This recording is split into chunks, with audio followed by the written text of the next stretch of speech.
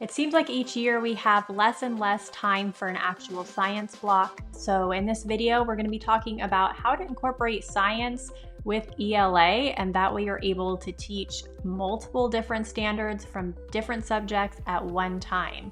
I'm also going to give you a free resource so that you can try this out in your classroom, so make sure you stay tuned.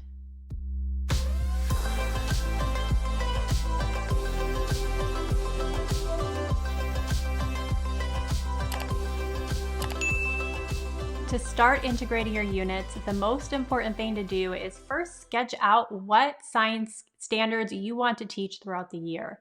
Now, a lot of them can be very easily grouped together, especially if you use next generation science standards.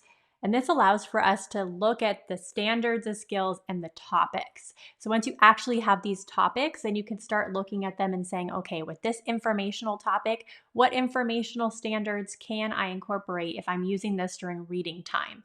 So if you take your science standards and your reading standards, you put them side by side, it'll be pretty easy to figure out what units you can fit in what skills for reading. The great thing is that with most science units, you can fit in most informational standards. So we start, this is third grade, August, with life cycles.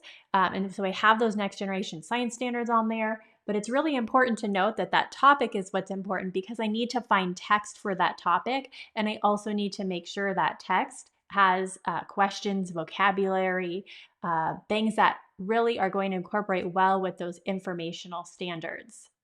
Okay, now that you've looked at the science units and topics that you need to teach, and you've brought in those ELA informational standards and looked at those as well, the next thing to do is to find a text for each unit that's going to incorporate those informational standards. So you want something that's on grade level, it is highly engaging for your students, which most science topics are, which is a great way to teach your ELA standards because then students are really into it. You want to make sure that it has text features, of course, because we want to make sure that that informational standard is incorporated as well. We want to make sure that with any skill that we're going to teach, we have some comprehension questions to go with it. We have some discussion planned out. We have graphic organizers. You're going to have to look at the text and the standards and really get those two things together. It's not really super complicated. It just takes a little bit of time to get those things in place. For me, having the science standards, the ELA standards, and my prospective text in front of me is really super helpful in my planning, and I'm able to plan a lot of these units pretty far out in advance. I recommend using graphic organizers in your science units that are very consistent. So if you're using something like a KWL chart, in your unit, you can use this every single unit, and that way your students are really familiar with it. And this can guide our unit. We have what we know, what we want to know, and what we've learned. This is just a great way to start discussion and for students to keep track of all of the little facts that they've learned for that unit. It's also a great writing activity because they have to write to fill this in, and it's just another good connection to ELA. Another thing that I build in that's really important for both science and ELA is to have vocabulary. So go through the text that you found on the topic and pull out the vocabulary. It doesn't need to be anything complicated, but you want your students to write a sentence from the text that has the vocabulary word in it so that they have context. They can do an inferred meaning here and write the actual definition or sketch or both. But this is just a great way for students to pull out that vocabulary, whether it's the science vocabulary or also vocabulary is a big standard for ELA. So definitely pull out any words that you think will be great content vocabulary and have an organizer for your students to be able to very easily record that vocabulary like this. Okay, after you have all of your vocabulary taken care of, you absolutely want to make sure that you have some comprehension questions about your passage. It doesn't have to be fancy like this, although you're going to get this resource for free. But we want to make sure that we have some questions that relate to our ELA standards. So mark off the standards that you want your students to be learning or practicing. during this unit and write at least 5 questions that reflect these skills. And that way you can discuss, you can teach about this skill, and you can also have your students practice the skill with the passage for science. So the next thing that I include is going to be very based on the science skill that you're working on. So it might be something that's more engineering based, but in this case, we're actually labeling physical traits of narwhals. So you might need to have some sort of labeling page there that has the different parts of something. This is very helpful when you're working with like plants or planets.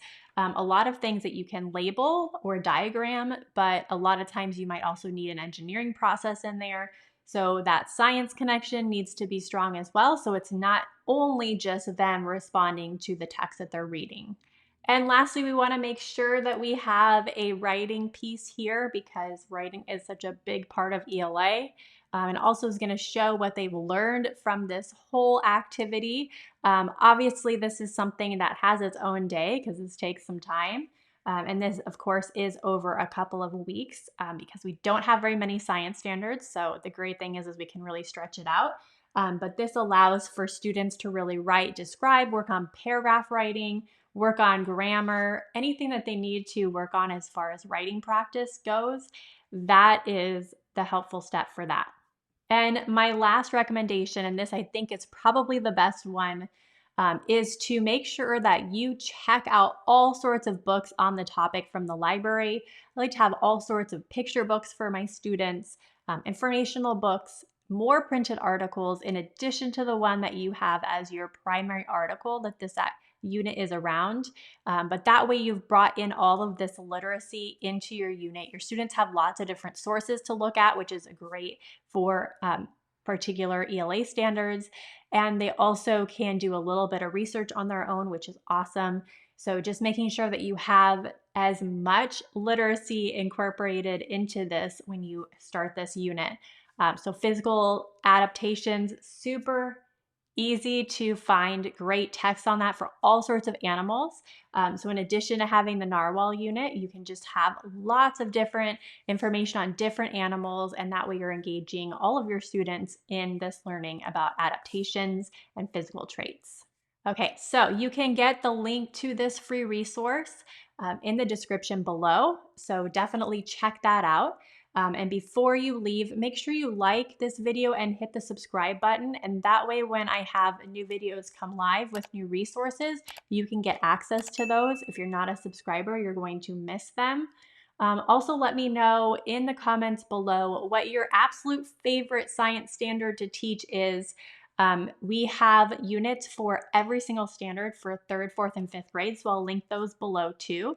But I'm curious to hear what standards and skills you really love to teach. I absolutely love this unit, so I'm really excited to share it with you. All right, make sure that you check that link in the description and subscribe so that you can keep getting awesome free teaching resources, and I will see you around here next week.